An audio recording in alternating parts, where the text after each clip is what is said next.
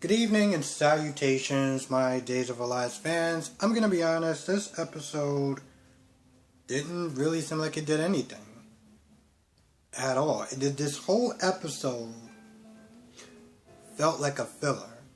A really long, boring, 30-something minute filler that, as I'm sitting there watching it, I'm like, you know what? I am so glad that I watch 4 soap operas now, because I know at least when one is disappointing, at least I have a good shot at the other 3. Abby and Chad got back together. I mean, they're still working through their issues, but, you know, she allowed him to sleep in her room, and, you know, they played mattress tag. You know, it's always really funny watching sex scenes on a soap opera. It's just like I mean, don't get me wrong, it's cool that they're doing them again because of the whole you know what. And yeah, so it's cool on that part, but other than that it was like, alright. I'm not gonna lie, I was actually disappointed. Because, you know, yesterday it ended with EJ asking Johnny to be in the movie. And not just be in the movie, play John Black. And I was really looking forward to that. And as I'm sitting there watching, I'm like, they're not gonna show them all that. Oh, well, that's disappointing. Abe and Paulina set a date after they toast with Eli and Lonnie. They set a date, less than a month, and, you know, they're going to sit there and try to see if they can get Theo and someone else. So, Theo. Just don't know about that guy, really don't. But, yeah, so they set a wedding date. That's cool. And, you know, it's really funny, too, because she's all, like, happy and smiles and everything like that. And I guess he must have said something in the beginning, like Paulina told Lonnie to call her Big Mama or something like that. I watched it on YouTube. And YouTube sometimes, you know, doesn't always show everything. But, you know, when Abe was talking about how happy he is to be a father, you can see that look of guilt right on her face. And as I'm sitting there watching it, I'm just like, you know, you're all happy and smiling and hugging and kissing. And I'm like, alright, well, at some point your party is going to come crashing down and you're going to look stupid once again. I'm like, all that happiness is going to go right out the window, and he finds out, and when she finds out what you did, I think you and Olivia can both kick rocks at that point.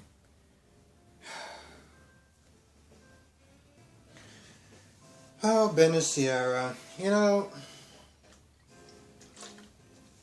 as I'm sitting there watching this episode, and I just see how boring and unentertaining that they are, I go back to when they weren't together. I go back to when Sierra was missing and Ben was all mopey and everything like that. And I'm like, you know, as much as I complained about those scenes, and it was like, oh, I can't wait to get Sierra back on the show.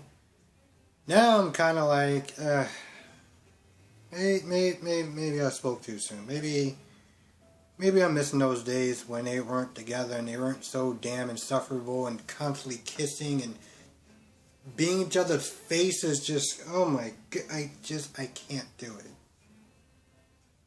Anyway, after this gust of wind comes up and Ben closes the door, he says something about an omen. He's like, you know, it's a bad omen. And then, you know, Sierra gets all, well, Sierra-like.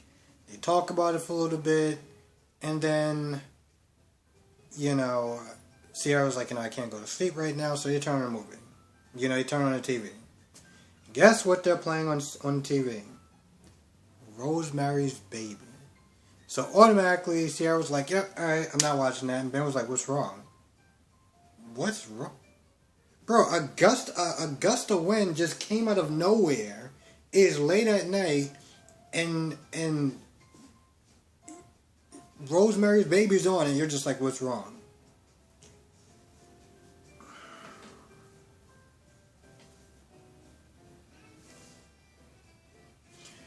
And now Ben thinks that Rosemary's Baby, you know, out of all the things that could have came on, Rosemary's Baby came on.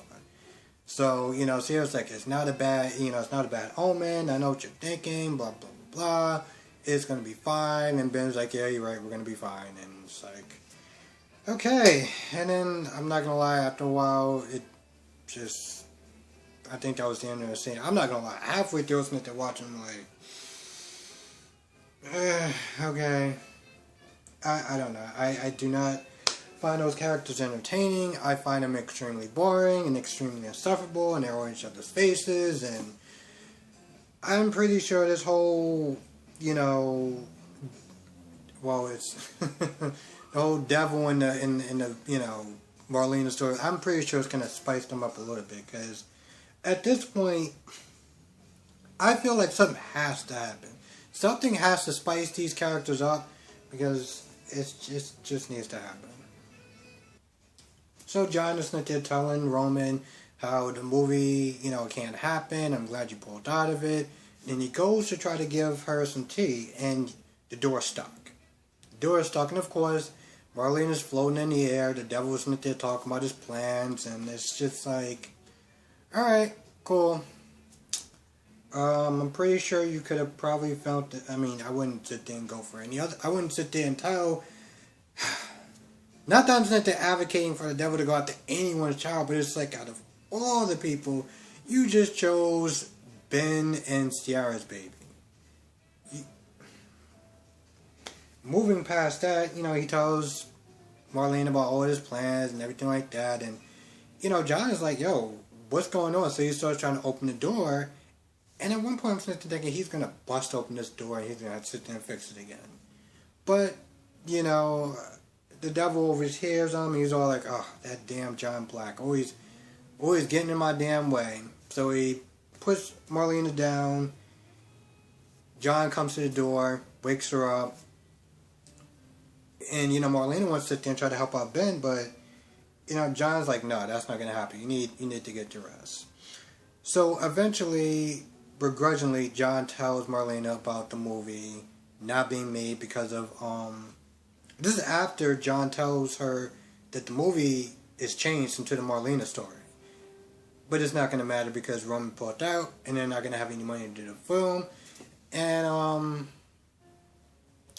it's going to be really interesting because John is like, it's not going to happen, and make sure it doesn't happen. I wonder what Ichi's going to sit there and do. I guess he'll just be like, well, I tried. I even invested money, but, So that should be interesting. Yeah, that was about it, more or less, for them. Eli and Lonnie were there. They didn't really do anything much except for them just being there, talking about Paulina and Abe. And then Rome stopped by for a little bit, and, they told Rome the good news. He's happy about it. He's surprised that it, they decided to get married so soon. But, he's happy about it, so that's cool. I don't know why. I feel like yesterday's episode was more interesting than today's episode. By a lot. And again, I said this before. 1 second. I think that's about it for the most part. I'm not gonna lie, this episode really didn't do too much of anything. It felt like a giant filler. Now, I know that the episodes are gonna start to get a lot better because, they're gonna go really hard on this whole possession thing and whatever, so like I said, it's gonna get a lot better, but today was definitely not one of them. I have to tell you the truth, if you didn't watch this episode, just don't. Just don't. Either watch my review, which hopefully you are, or just go online and try to find a synopsis for this episode because it pretty much will cover everything that this episode did.